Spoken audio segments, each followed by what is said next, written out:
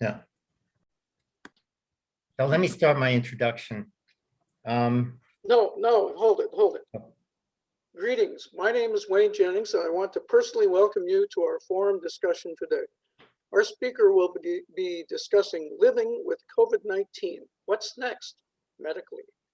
Our Shaker Heights Unitarian congregation organizes these forums for several reasons: as a congregational service to the community, to support personal reflection, social action, and to encourage individual and collective growth for all of us.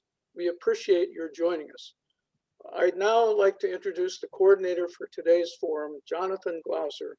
He will introduce the topic and our speaker. Jonathan? Thanks, Wayne. As a physician, I'm pleased to share this forum with you this morning. I wish I could do it in person, but you all know why we can't. And it's all about COVID-19. Everything this year is about COVID-19. Here to speak with you today, our speaker is Johnie Rose, MD, Ph.D. He's a preventive medicine and public health physician, an epidemiologist specializing in the study of population health determinants and outcomes. He serves as assistant professor in the Center for Community Health Integration and as director of clinical community health integration at Case Western Reserve University. He serves as preventive medicine residency program director at University Hospitals Cleveland Medical Center, and he co-directs the Population Center Cancer Analytics Shared Resource at Case Comprehensive Cancer Center. During the COVID-19 pandemic, he has worked with the Cuyahoga County Board of Health as part of their physician response team, having led testing and outbreak management in nursing homes and other congregate settings. Currently, he coordinates mobile vaccination efforts for congregate settings, serving individuals with developmental disabilities, mental illness, or substance abuse disorders. He co-founded the Ohio COVID-19 Modeling Collaborative, which provides incidence forecasts for 31 northern Ohio counties updated weekly. To put this in context, we have now had approximately almost exactly 500,000 deaths from COVID-19 in this country. Approximately 183 new cases in Cuyahoga County develop every week. That's down from 234 last week. Our county has reported 1,279 reported deaths. It's felt that approximately 80% of the population must be immune before normal lifestyles can return. And even then, I personally expect to be wearing a mask for the duration of my professional career in medicine. Before I turn it over to our speaker, Dr. Rose, I do have a few housekeeping notes. At 10 a.m., we'll open the discussion to questions and answers. As you listen to Dr. Rose, feel free to click on the Q&A button. It's probably located at the bottom of your screen. And at this point, I'll turn it over to Dr. Johnie Rose. Thank you for coming. Thank you for having me. I appreciate it. Can everyone hear me okay? Yes. All right. I'm going to switch over to sharing my slides. Can everyone see those okay in the full screen view? Yes, that is coming in well. Yes. All right, thank you. All right, so I wanted to talk a little bit, it's kind of a far-ranging talk today, and I suspect we'll probably have use a lot of our time for questions. But I wanted to start off just sort of talking about the local extent, which Dr. Glauser already covered that a little bit. And I want to talk about why it has been so darn hard to control. So I can show you a few things about that. And then I'll switch to talking a little bit about modeling and some of the work that we've been doing locally, and sort of the how and why we do that. And then we can talk about vaccines. Okay. And let's see here. So I've kind of kept it sparse today because I want to leave plenty of time for questions and discussion. So this is just a brief overview of the clinical manifestations of COVID-19. So a few things about this. As you can see, the younger groups, symptoms are far less prevalent, as is often the case with with infectious illnesses. Kids tend to be more likely to run a fever, but other than that, they're not getting a lot of symptoms. And this x-axis should really probably be a lot longer, because one of the things that isn't really on here are the GI symptoms. And we do see a lot of GI symptoms. In fact, sometimes this will be the presenting symptom, and sometimes even the predominant symptom. Or we'll see people sort of having it in phases, have sort of a GI phase, then they'll sort of get better, and then they'll have, a systemic phase or something. This is just, and let me say a bit more about this. So what we're finding is that in addition to being a respiratory disease, COVID is really an endothelial disease too. So we have these endothelial cells, very smart cells that line the inside of our blood vessels. And it turns out that they have a lot of the same receptors that COVID likes to latch onto, that the SARS-CoV-2 virus likes to latch onto. And so, when you can affect endothelial cells, you can affect almost anything. And so that's why because we have blood vessels everywhere, right? So that's why you see some of the far-ranging effects, right? Strokes and, some strange vascular type symptoms. So it's really a very, very diverse in terms of its presentation. This is just a bit about the local epidemiology of COVID-19, and I'm going to move my Zoom bar out of the way. So what you see is, back in these days when we got to the July surge, this was unprecedented to have 150 cases a day. We didn't know what to do with that. It was really sort of, the system was breaking at the seams. And so we thought that, well, we've had our big surge. This is sort of what everybody was talking about. If you remember back then, when's the surge going to hit? So the surge hit, things slowed down. And then for whatever reason, right around Halloween, cases really started to turn up quickly. Probably a combination of, some relaxed social distancing, some colder weather, just still a lot of susceptible people out there, right? And so we saw this, this huge fall surge start to happen. And we're just now really kind of on the tail end of this. So to be clear, in Cuyahoga County, we've actually, we were reaching points where we were having well over 1,000 cases a day. And over 100 deaths per week kind of thing. So it was really a very intense period, and still is an intense period. I mean, the deaths actually are still up there. The hospitalizations are just starting to come down. So why is it so hard to control? This is a representation from CDC of the age distribution of infection throughout the pandemic. So you can see that really, and this is adjusted for under detection, right? So we try to estimate how much we think the virus is under detected in patients who don't get tested as frequently, which is certainly the younger group. We see that a lot of the infections most of the infections seem to be in younger people, right? So that's part of the issue. I mean, really the core issue of why this has been so hard to control is asymptomatic infections.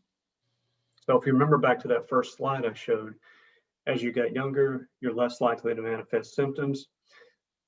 A situation like this, symptoms are our friends, right? They tell us that, okay, we need to stay at home, right? So when you don't have these symptoms, you don't have that signal. So that's one part of the issue with asymptomatic spread. Here's the other part, and this is in stark contrast to previous pandemics. So I'm thinking the SARS pandemic, and then the more recent MERS pandemic.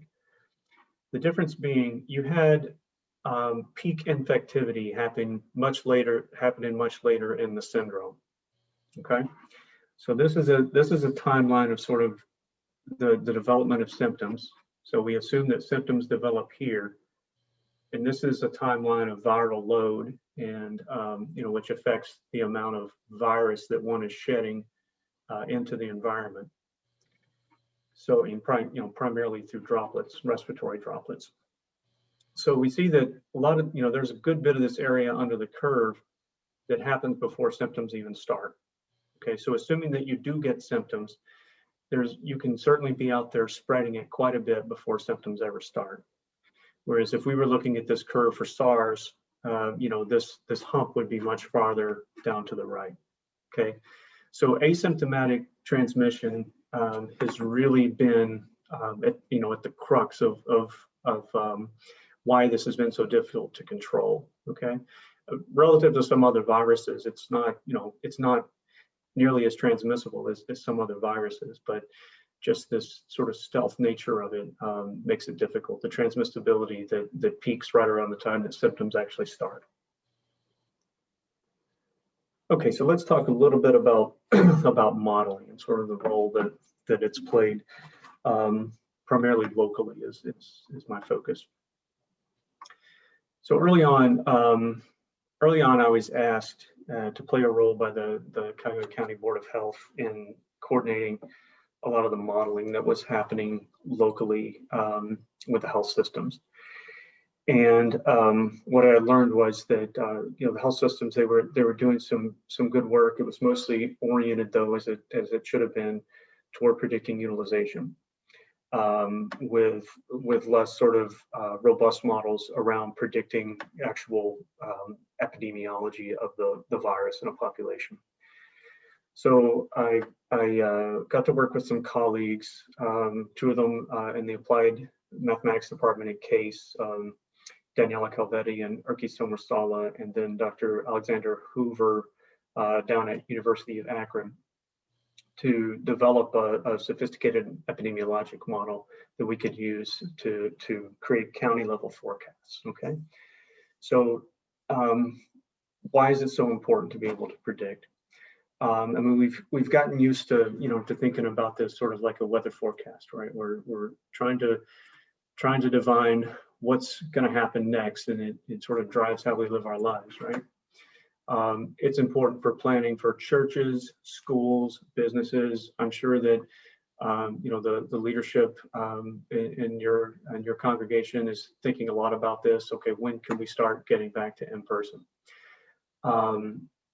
Resource planning. I mean, it's really important to understand for hospitals, for public health agencies, how do we need to plan to staff this? And there have been a lot of situations where the National Guard has literally had to come in a lot of circumstances and sort of supplement the staffing, and not especially in the long-term care situations.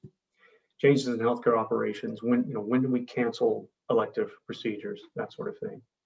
And then of course emergency assets, right? What do we need in terms of PPE, ventilators, those sorts of things. So just quickly, I assume that there's a fairly broad range of sort of experience with models in the audience. So just to sort of level set everyone on terminology, a model is just really a simplified representation of a system.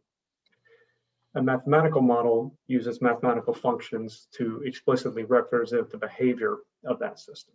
Okay, and that's a very simplified explanation. But the important thing to remember is these models are all simplifications. They're all wrong.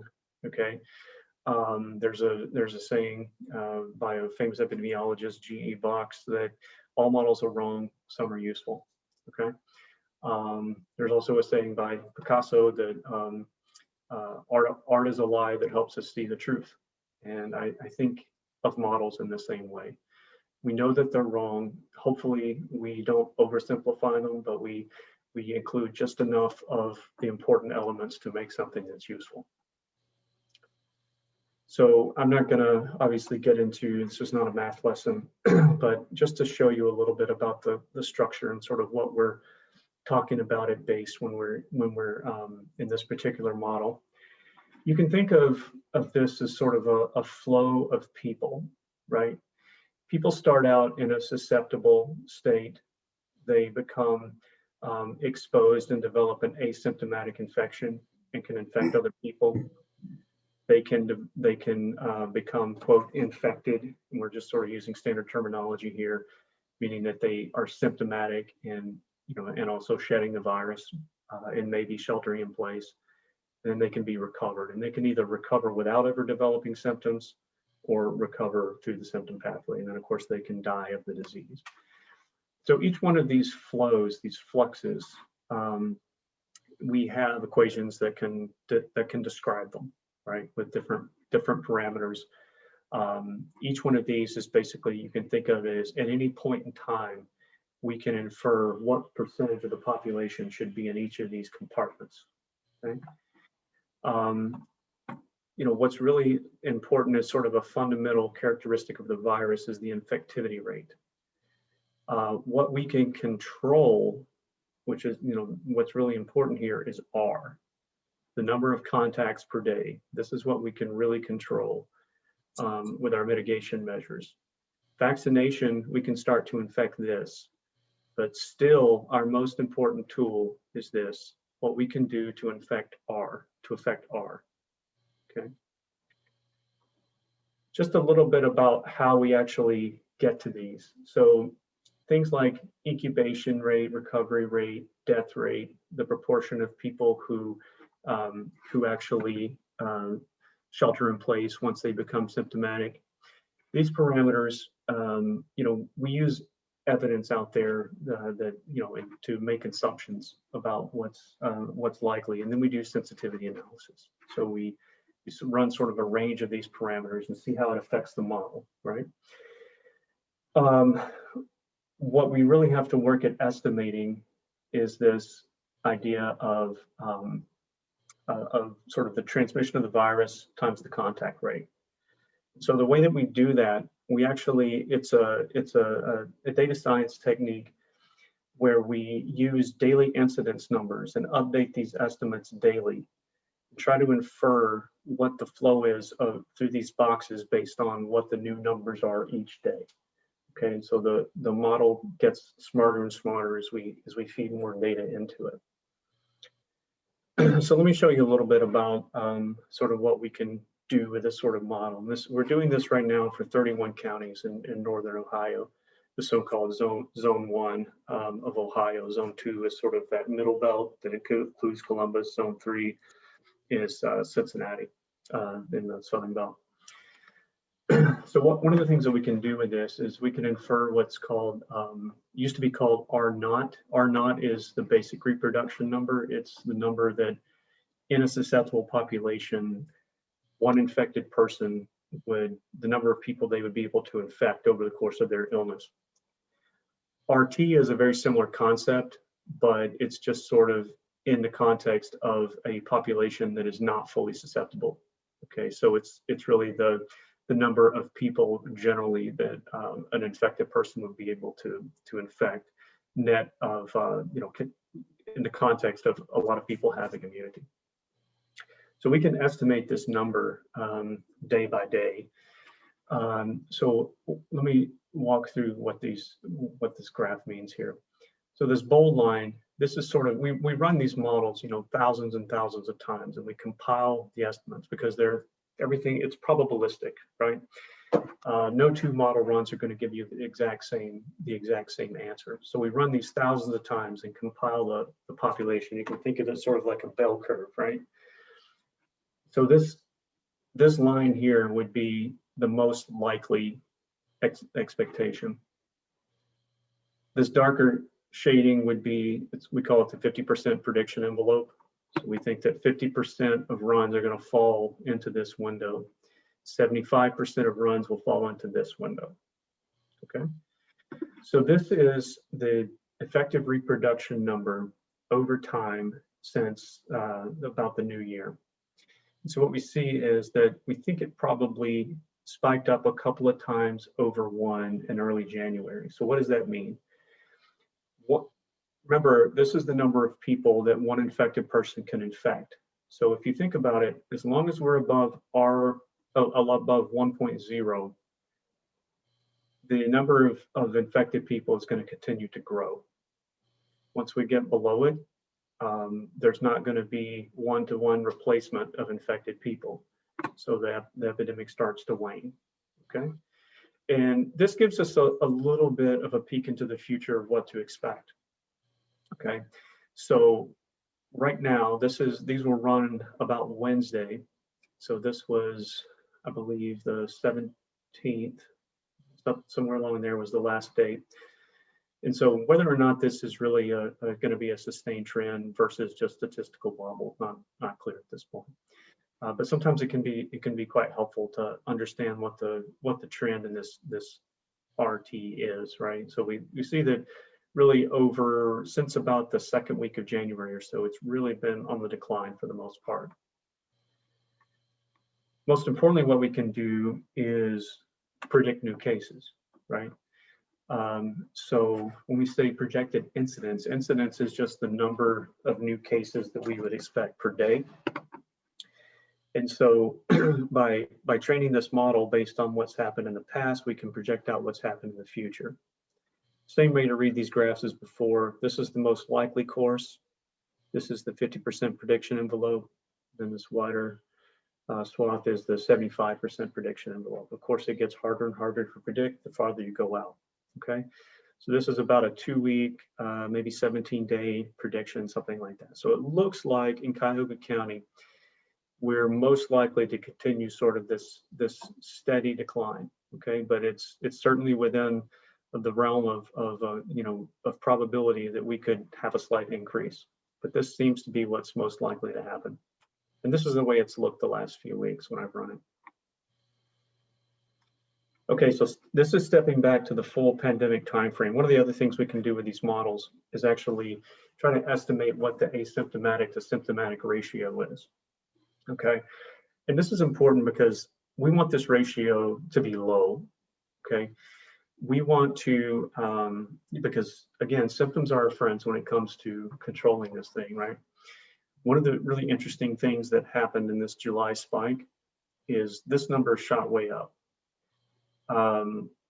And we think, and at the same time, the number of young people infected shot way up. So we think part of this was probably just increased social contact among young people that was really driving a lot of that particular surge, and perhaps this surge as well. So that's one of the things we can actually infer with this model. All right, this is the the web address for a website that we have where we can we post these predictions on a weekly basis. So I can try to share that through the chat, maybe during the Q&A or something, but this is something we host at CASE that puts out these 31 county projections. All right, let's spend a few minutes talking about vaccines. So this is just a nice summary from that biomedical application, The Economist, publication rather, that summarizes some of the vaccines that are out there. And there's a big range of vaccine technology out there, and it's pretty much, most of it's being applied in COVID. There are actually, I think, 70 clinical phase, different vaccines in some sort of clinical phase of study at this point, and 180 in preclinical phase. So there's a huge just train of these vaccine candidates coming out. Now, it's no coincidence that Pfizer and Moderna were the first. This mRNA technology, it's not a particularly new technology, but it's new to apply it at this scale. And so they were able to make these. Fortunately, an mRNA vaccine is one of the quickest vaccines to make. So that's why you did see it coming out first. And really what it is, remember from biology class, or if you're, this is your field, messenger RNA is something that it's basically instructions for your cells on how to make a protein, okay? So the vaccine sends this mRNA into the muscle when you shoot it into there, and these immune cells basically sort of mop it up and internalize it, and it tells the cellular machinery in those cells to make this protein, and that protein is the spike protein on the virus. Okay, so then it gives at that point the rest of your immune system a target, a template. It's sort of like the sketch on the police drama, right? So they look for this guy, and so that's what it does. And so it looks for that guy and sort of similar looking guys, right? Protein subunit, it's a little bit more direct. They're just injecting a protein subunit that looks like that spike protein. Viral vector, these are vaccines, including the Johnson & Johnson, that actually use an adenovirus that doesn't make us sick. Adenovirus is it's a fairly common virus that we get infected with, but this particular one doesn't really make us sick, but it encodes some genetic material in there that tells our cells how to make this spike protein. So lots of different varieties of vaccines out there in a very long pipeline. A little bit about some of the adverse effects that people are experiencing, their reactions, and these are completely expected.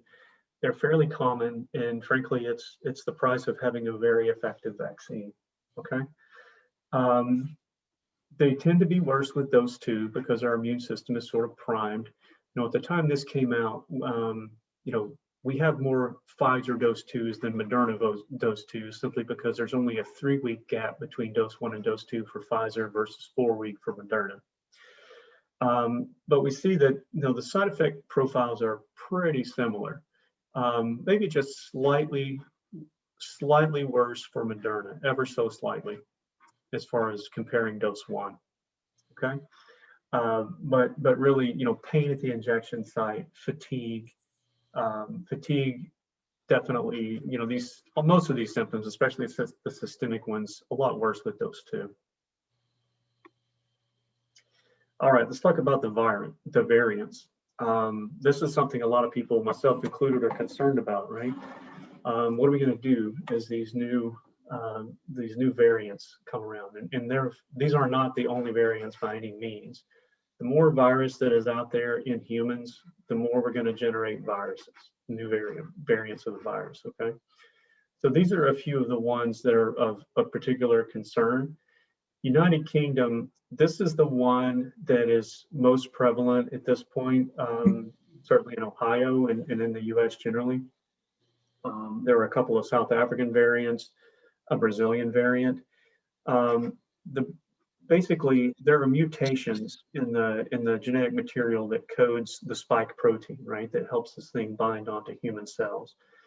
And it doesn't seem to change how sick this thing makes you. It just changes how easy it is to transmit. So how are the vaccines doing against it? Well, we have pretty limited evidence, but when we take the blood of people who have been infected or have been vaccinated with either of these vaccines, it has a fairly robust response against these new variants, okay? Meaning that the antibodies in there are recognizing these new variants pretty well, okay? And there's still lots of evidence that's accumulating and that we need to accumulate. But I am hopeful that it's going to be fairly effective. Are there going to be variants that pop up that probably the vaccines won't be as effective against? Probably so. And remember, we have a lot of different vaccines, so it's not a simple answer. Some of them are going to be more effective against certain variants than others. Moderna is already developing one against one of the South African variants. Okay, remember, it's fairly quick to develop an mRNA vaccine. So a lot of people ask, am I going to have to get a booster? Probably. I don't. Is it going to have to be an annual thing like a flu shot? Maybe. It's too early to tell. This is what we know from some of the phase 3, the large clinical trials, where a lot of the, in retrospect, a lot of the strains were actually some of these strains that are the variants that we're worried about. and the vaccines did decently well. Okay. Now, yeah, similarly with the Novavax. One final thing I would say about that: any of these vaccine trials, there have been no COVID deaths, and that's really important. Okay, because that's really what we're trying to prevent. That's what we care about. We're trying to prevent those bottlenecks, in sort of the extreme end of the care spectrum, where we're having to ration ventilators, that sort of thing, and when we're have a huge portion of the workforce out. That's it as far as slides. I can take questions now if you like, and I'll turn my slides off at this point.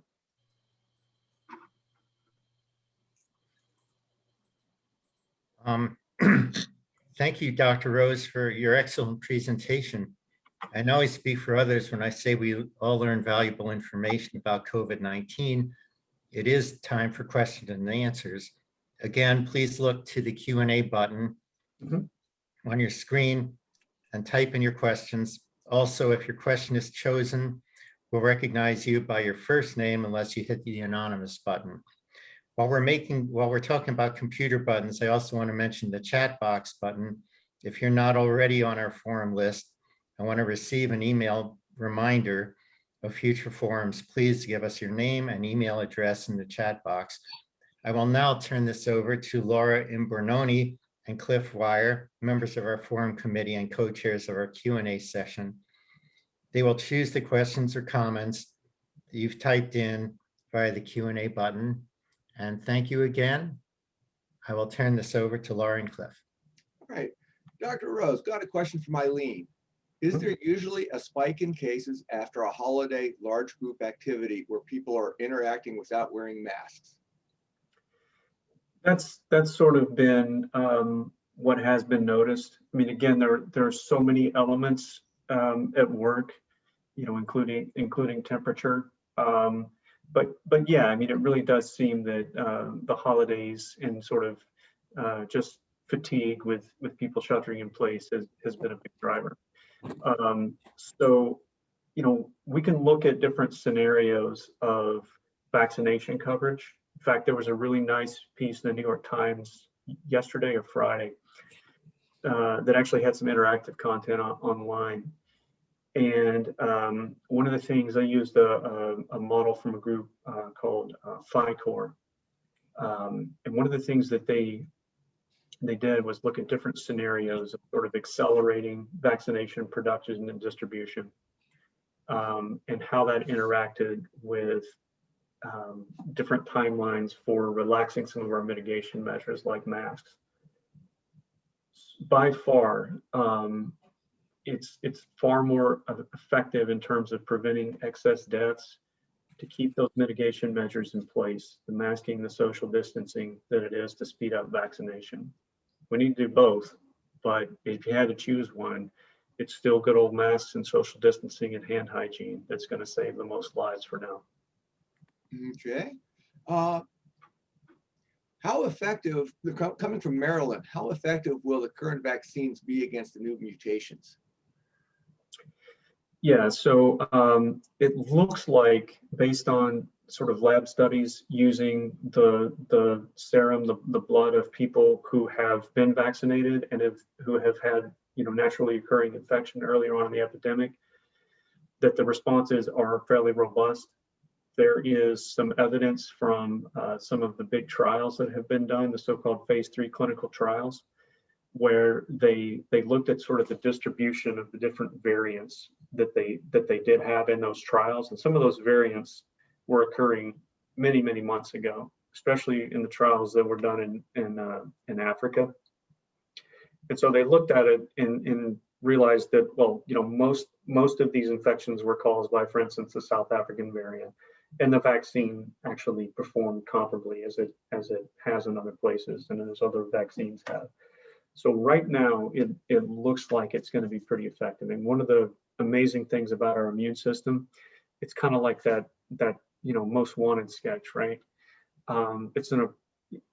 We get some antigen it's called, right? Some foreign material, some foreign, protein or something, a microorganism that we get exposed to, and our immune system has a response to that, and it's a specific response, but it also has the capability to create a lot of randomness around that memory of the response, right? So it makes antibodies to that, which are sort of like a fingerprint of whatever invader that was. But then it also sort of introduces some random wobble into that fingerprint. So that it'll recognize its cousin, right? Assuming that maybe cousins have similar fingerprints, but I don't know, maybe they do. And it'll recognize, its uncle maybe, right? So things that look similar, right? Because it allows, it's this evolution happening actually in your body. Okay. And when you get other infections by something similar, it gets reinforced. So if you don't believe in natural selection, there are things happening in your body right now that are very much natural selection. Dr. Rose, first of all, it's such an opportunity to be able to ask you questions about COVID-19, so thank you. Dave asked a question that I think we all want to know the answer to. He asked, how soon will we have abundant supplies of vaccine, especially in Ohio? So right now, we're vaccinating about 1.7 million people a day in the US. And it's been a pretty sharp acceleration just in the last month or so. At the rate that we're going, we may be able to have everyone vaccinated by late summer. Now, that of course depends on getting the vaccines approved in children. There are trials underway looking at the effectiveness in children. I fully expect that it will be safe and effective. What will be important is how long the immunity conferred by natural infection lasts. Okay, because if that immunity wanes quickly, we're going to have to vaccinate a lot more people than maybe we thought. Okay. You hear about this idea of herd immunity, and maybe it's 80%-ish, something like that. So that's a combination of vaccine-induced immunity and natural infection-induced immunity. Chances are, if it's like a lot of other viruses, you're going to maybe need a few exposures to really get a strong, long-lasting immunity. The good news is, if it's like most viruses, your first or second exposure can tend to make you the sickest. Okay, so in terms of mortality, hopefully that's going to just keep going down and down, and that's really what we mainly care about. Approximately what percentage of people who have COVID suffer long-term effects? That's a good question, and it's just really hard to tell at this point, because the longest term we have is a little over a year. I can tell you more anecdotally. I've seen a lot of people who for weeks and months continue to have fatigue. That's been a very common one. The loss of smell and taste has persisted for quite a while in some people. Some people, and it's the same with a lot of respiratory viruses, will develop sort of an asthma-like picture or reactive airway after having an infection. That's not unusual at all. I think what's more concerning is, are there longer term effects, right? Especially say on fetuses, that sort of thing. Right now, it does look like pregnant women tend to get maybe a little sicker with it, but we really don't have any good evidence that there are any negative birth outcomes in terms of COVID. So time will tell whether there's some long-term effect that increases our risk for some bad outcome because we have a history of COVID or because we had a particularly bad case of COVID. Okay. Marlene asks sort of a follow-up question here. She says, when people have lingering effects like brain fog or some of the things you mentioned, even some of the more serious effects, what sorts of relief are available for people? What kind of treatment are people getting if they have those long-term effects? There's really not a heck of a lot you can do except wait it out, unfortunately, in terms of these long-term effects. No, I mean, the most treatments that we have are more in the acute phase, right? I mean, they're sort of, they're the antiviral treatments, right, that have activity against the virus. And then there are the anti-inflammatory treatments. And if you look at sort of the spectrum of severity of illness, you know, what kills people is the inflammation, this extreme reaction, overreaction that some people's bodies have to this infection. So, you know, that really probably the most life-saving treatment is more in, you know, in that end of the spectrum, right? Like your dexamethasone. But there are some, you know, treatments that have been effective against the virus as well. But in terms of long-term effects, I'm not aware of anything that's available in that realm. Okay. If you've had COVID, do you need both shots? Doesn't having COVID serve as a substitute perhaps for the first shot or for the vaccine in general? The answer is yes and yes. So, and I'm going by CDC guidelines. They do definitely recommend both shots regardless of COVID history. Most people will feel, comparing a person who has had COVID to one who hasn't had COVID, the person who has had COVID will probably feel a lot worse after dose 1. Okay, which tells us, right, that there's probably been, you know, there's an imprint of having had a COVID exposure in that person's immune system, and they're reacting more strongly to the vaccine. Like I said before, you know, the immunity that's conferred by a natural infection, or for a vaccine for that matter, is partial and to some extent waning. Okay. We just don't know how partial and how waning on especially on the natural infection side, that it's going to be.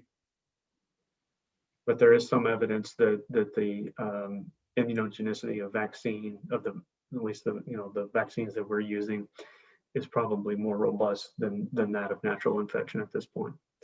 You know, it is very reasonable to wait a little bit longer after a first infection to get your after an infection rather, to get your first dose. You know, you don't have to. What we recommend is that you wait until at least you're clear of the symptoms. But there's, you know, it seems very reasonable if you want to wait a few months after having been infected to get the first dose of vaccine. And CDC recommends that really more as a way to preserve vaccine than anything. Susan asks, how do we know the tests for COVID are accurate? How many false negatives and false positives occur in the United States and in Ohio? So the tests, you know, PCR test is sort of the gold standard.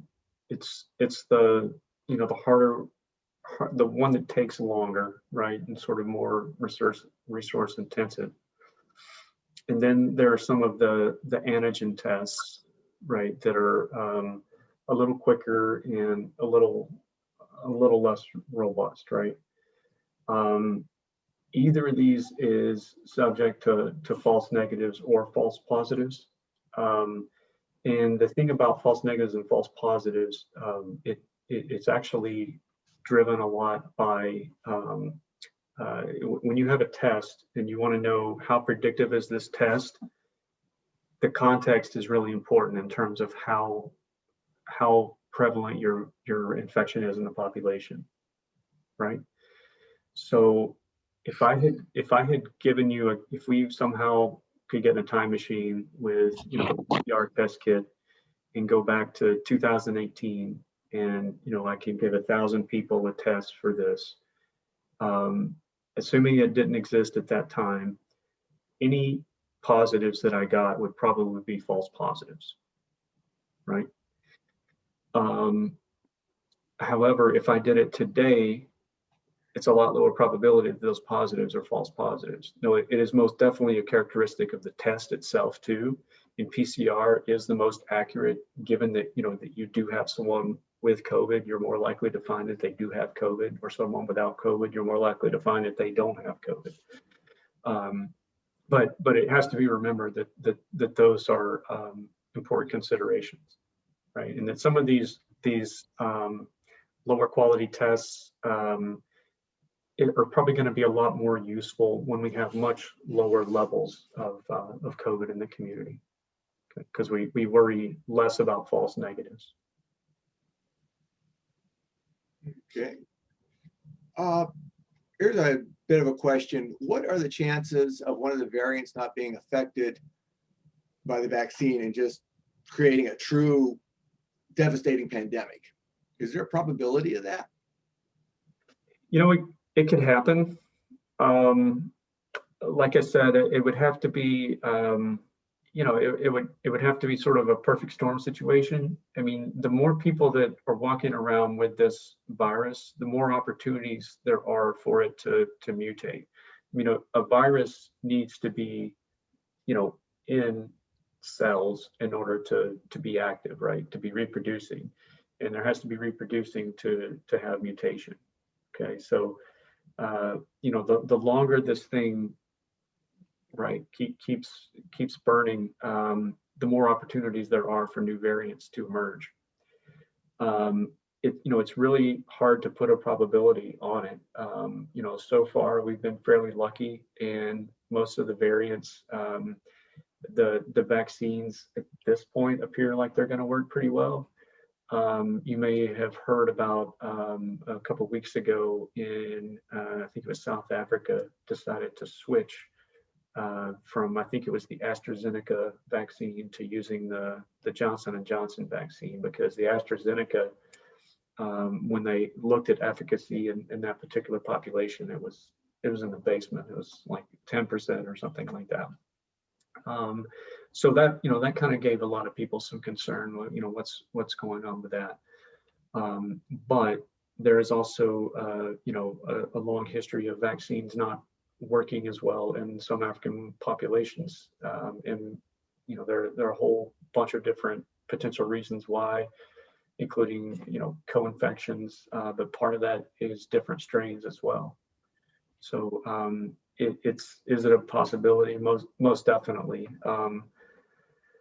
I really hope that doesn't happen, but getting this thing under control makes it less likely that it will.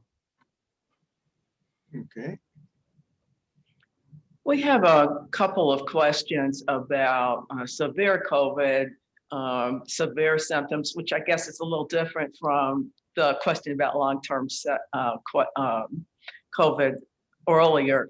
One person says, is pneumonia the most common manifestation of severe COVID or some other issue? Another person asked about our actual mortality. And this person says, is the rate still at 3% or has that improved recently? So, so the first question about treatment, there are treatments for people who are severely ill. In terms of what kills people, it's a lot of the people who are dying of this are tend to be older, and it could be some combination of pneumonia or massive inflammation in the lungs. Would be atypical. Would be fairly typical. In terms of case fatality, right now in Cuyahoga County, we're at about 2%. Okay. And I just, take this opportunity to correct some misinformation about case fatality of COVID that was circulating last year, that it was no more deadly than the flu. It's far more deadly than the flu. The case fatality of influenza is, way down in the 0.1%, whereas we're in whole numbers with COVID. Okay, which is why we have today or tomorrow we're going to unfortunately probably cross the 500,000 mark for mortality in the U.S. Do we in Ohio have access to some of the drugs we've been hearing about? Corticosteroids, monoclonal antibodies, the kinds of treatments that Donald Trump received when he was diagnosed. Can we get those in Ohio if we become ill? Yeah, and you can, I started to say something smarty pants about getting bleach at Target, but but anyhow, yeah, it's all of that stuff is here. I mean, people are doing monoclonal antibodies. It's not being used in a terribly widespread manner because, frankly, it's not terribly effective. Dexamethasone is an old drug, and it's widely available. Hydroxychloroquine, not really effective. So yeah, I mean these convalescent serum, not really effective. Any of these things are certainly available. But the truth is, I mean, when somebody's really sick, most of the time the treatment for people with COVID in general is more supportive care. Well, can we get some of the state-of-the-art treatments? Absolutely, yeah. In Ohio. Mm-hmm. Good to hear. Doctor, what about volunteer blood donations? Hospitals need it, but is there a test that guarantees the blood is COVID-free? So it would be extremely unusual to have, you could, I suppose, test to see whether the blood was COVID-free. I mean, I wouldn't consider that a high risk of getting blood from someone who may have had COVID. At first I thought you were going to ask about the therapeutic benefit of convalescent serum of people who have had COVID.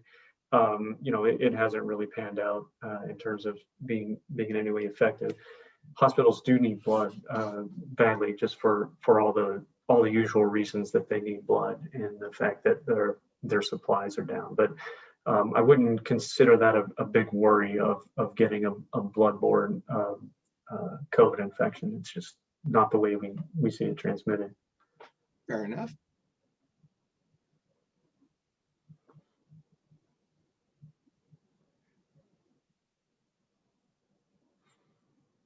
What, if any, increase in social interactions is now safe for elderly vaccinated people? It's a question from Norman.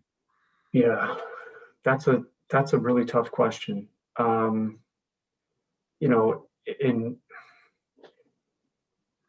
common sense tells us that it has to be safer, right? If you're vaccinated. What's concerning is that we don't know quite how well the vaccine protects against asymptomatic infection, right? And remember, asymptomatic infection is what has driven this pandemic. Anytime that any vaccine is going to be most effective against the most severe outcomes, right? So its highest efficacy will be against severe disease. Its next highest will be against sort of mild to moderate disease. And the lowest efficacy is going to be against asymptomatic disease. We don't have a great understanding of how efficacious either natural infection or vaccination are against asymptomatic infection, right? So until we have sort of a really critical mass, this sort of herd immunity level of immunity, it's really best to continue pretty strict social distancing and mitigation. Now, is it safer now if everyone in a group is vaccinated and has been vaccinated for at least 2 or 3 weeks for their second dose, so that there's the full effect. Is it safer for a group of fully vaccinated people to get together now than it was, beforehand? Absolutely. Absolutely. Could one vaccinated person transmit an asymptomatic infection to another vaccinated person? And could that vaccinated person bring it back home to their unvaccinated spouse or grandkid, who could bring it to their other grandparents or something like that? Absolutely. Okay, so it's an unfortunate reality that we're all still going to have to. I mean, remember, it's the mitigation measures, not the vaccination, that in the next 6 months are really going to keep this thing from killing more and more people until we can get really get herd immunity. We can talk a bit about herd immunity if you want to, and some of the maybe misconceptions about herd immunity. Could you expand on that herd immunity then? Sure. Okay, so herd immunity is kind of a theoretical concept, right? It's the proportion of the population that needs to be immune in order to protect people who aren't immune, right? So in other words, you have people interacting all over the place, all kinds of contacts, and in order to protect those people who aren't immune, you have to have a very low level of transmission, right? So that just by probability, the probability is much lower that those unvaccinated, previously uninfected people are going to get sick. So it's a very theoretical number that typically is based on assuming full immunity, right? Which we know is not the case. Continued immunity, and we know that immunity wanes, and homogeneous mixing, right? So what is homogeneous mixing? So in infectious disease models, we make assumptions about rates of contact, right? Remember the R in that model that I showed you, the contact rate? So we make assumptions about that. And a lot of times models assume that that is constant. In other words, my probability of interacting with any of you is equal and constant. And each of our probabilities of interacting with anyone else in whatever population we're modeling is equal and constant, right? There aren't pockets of people, there aren't super spreaders, those kinds of things. Totally unrealistic assumption, right? But a simplifying assumption when you're doing these models. So as you start to move away from, from homogeneous mixing to more heterogeneous mixing and social networks, and as you start to move towards partial immunity and waning immunity, it gets really hard to nail down that number, but it's almost certainly higher than we would hope for, I think. Arlene has a follow-up question to that. She says, concerning herd immunity, how long do you think we'll be wearing masks? What would be your best guess? I think that if I was betting, I would say that we're going to be encouraged to keep wearing masks throughout the holidays. This coming year. Well, so that's just my speculation. Speaking of masks, the information has changed and been updated so much. So how do we, the general public, how do we get information about finding the very best mask? Should we double mask or not? How do we know how to fit mask appropriately when we're using them? No, that's a great question. So the mask needs to be tight fitting and not have big gaps and air scoops, coming out, right? Otherwise, that's just duct work, right? It needs to be double masking has recently become more of a recommendation in the face of these more transmissible strains. Polypropylene is an important component, right? So most surgical masks use something called polypropylene, which is, like a plastic polymer, and it has a negative electrical charge as long as you keep it dry, and virus particles stick to it like static cling. Okay, so it's more effective than a cloth mask. Now you can get polypropylene sheets, if it's not an exotic material. I think it goes under some name in like fabric stores that you can get it. Like a filter. It's Yeah, material. you put it into the filter pocket of your cloth mask. I tend to wear a surgical mask, and just once it gets wet, throw it away. Yeah, I mean, it like I said, tight fitting as much as anything. And then beyond that, I think polypropylene. Another safety question. We've heard in the last couple of weeks that with the new variants, it's possible that the amount of time we should allow ourselves in a grocery store has been shortened. We were hearing, try to get in and out in 15 minutes and you'll be safer. And now we're hearing with the new variants. And speaking of the new variants, to what extent are they in Ohio at this point? So the UK variants in Ohio, I'm not sure if the South African or Brazilian variants are in Ohio. They may have been detected, but in terms of prevalence, the UK variant is the most prevalent. We're really not doing a whole lot of looking for it, maybe as much as we should, but it's most certainly there. I've always found that, first of all, I try to get out of the grocery store as fast as I can, regardless, because I don't like being in there. But,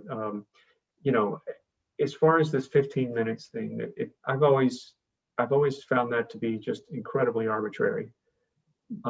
It doesn't take 15 minutes to huff in some viral particles, right? I guess it's a probability game, right? The longer you are in a place, especially a closed place, the more likely perhaps. But it's really hard to put a time on there that should that necessarily changes our practice. Maybe we should have a somewhat higher threshold for getting into closed places. I can tell you that air movement in any setting of a group is so important. The more we move that air around, the more dilute the particles are. The more dilute the particles, the less likely it is that we're going to acquire an infection. So being in places with poor air circulation for a long time with people with COVID is a good way to get COVID.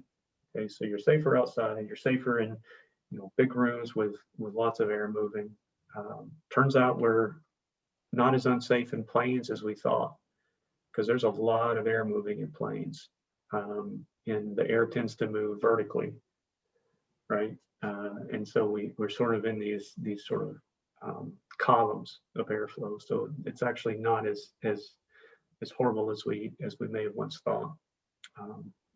But anyway, so I guess that's a long way of saying I don't know how long one should be in the grocery store, but there are more transmissible strains out there.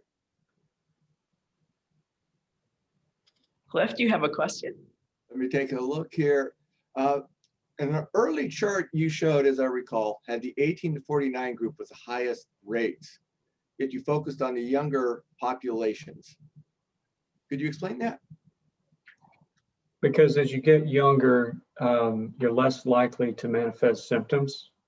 And a lot of younger people tend to have a whole lot of social contacts. So they really sort of seem to have an outsized role in spreading this thing. One of the things that we saw in managing outbreaks in nursing homes, skilled nurse facilities, that kind of thing, you have a lot of 20 and 30 somethings working there.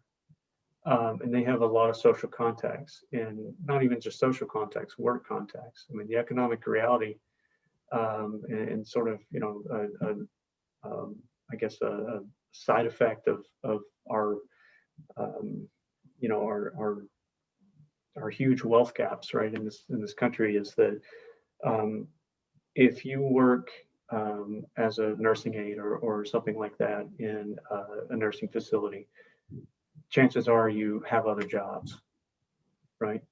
And chances are those are service jobs. So we saw a lot of people early on working part-time at multiple nursing homes, living with people who worked at multiple nursing homes.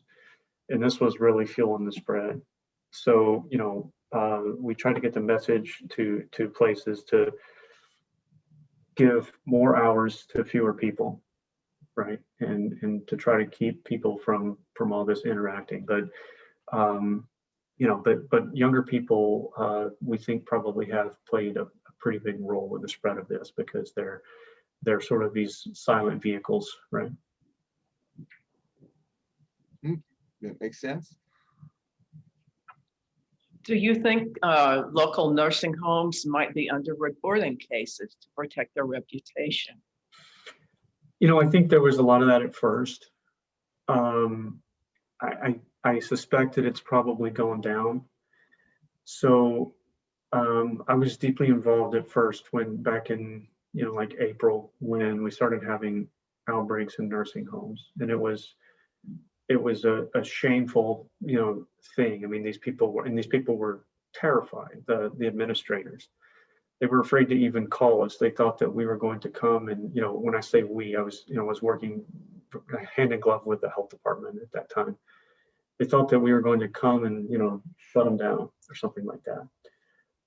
But I think as they saw that we were really there to help them, and we did help them a lot with getting control measures in place and getting testing, that they became less reluctant to report. The public reporting on the state website of nursing homes that started being required back in the spring, I think that probably had a deleterious effect, because that did drive a lot of people to want to underreport.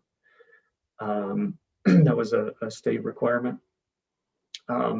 It's funny, you know, we were doing a lot of testing early on in nursing homes and stuff, and we were literally trying to go there at the break of dawn to avoid the reporters, because there would be news crews outside of these places. So we would go back in the back parking lot, literally like behind dumpsters, and have employees drive in and come up to their car and swab them. And we would really try to, you know, keep a very low profile at first, because, you know, the nursing homes didn't want people knowing. We didn't want people just getting on the news, and, you know, it sort of making it even more difficult for the people running these places. So, and a lot of times, you know, they were doing everything right. They just were, you know, they were just unlucky that they were one of the first people to really catch the leading edge of this. But at this point, every place has had it, probably, you know. I think we're getting close to the end of our time, and Cliff may have the last couple of questions. Oh yeah, I got one for the family owners here, from the family. Can animals help spread COVID? I.e., if I pet my house pet and I have COVID and someone else pets the dog, is there a chance of transmission there? Sure. I mean, well, I guess there are two parts of that, right? Dogs and pets as vectors, and pets as fomites, right? A fomite is just an object that, you know, you can sort of transplant, you know, an agent onto, then that agent can survive long enough and be viable to be picked up by another person, right? So as a vector, we really don't know a heck of a lot. I mean, there have been cases of dogs and cats being infected with this. How common it is or how transmissible, we don't know, because we don't swab a lot of dogs and cats, right? As far as a fomite, something that you know, this, you can sort of lodge viral particles on, and someone else could catch it. Sure.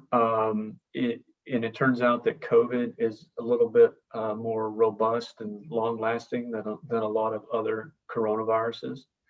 So, you know, it can last for double-digit hours on surfaces. Depends on the surface a lot. I wouldn't bank that it could last a really long time on fur. You know, I would probably, if you do have somebody isolating at home, I would probably do my best to keep the pets out of wherever they're isolating. I will say that I think pets probably have a very important role to play in this pandemic and sheltering in place. We need our emotional support. I mean, it's been, like we said, it's been a great year for dogs. Cats, I don't know. I think the cats are ready to probably see us go back, but it's been a really, it's seriously, I mean, it's a big, there's a lot of morbidity coming out of being so isolated, right? So overall, I think probably the risk of having pets is worth it. Okay. I think with possibly one last question here. Will getting a flu shot help prevent COVID or help reduce symptoms? Is there any correlation there? Nope, but it'll help keep you from dying of flu. Fair enough. Where are we at our limit then for time, Jonathan? Okay. We've got time for more. Thank you.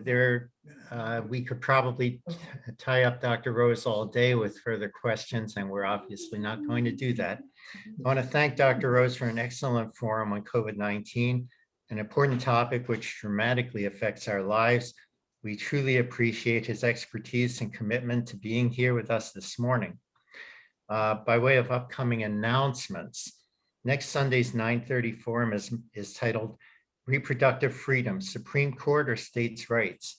Since the 1973 Roe versus Wade decision, abortions have grown increasingly restrictive.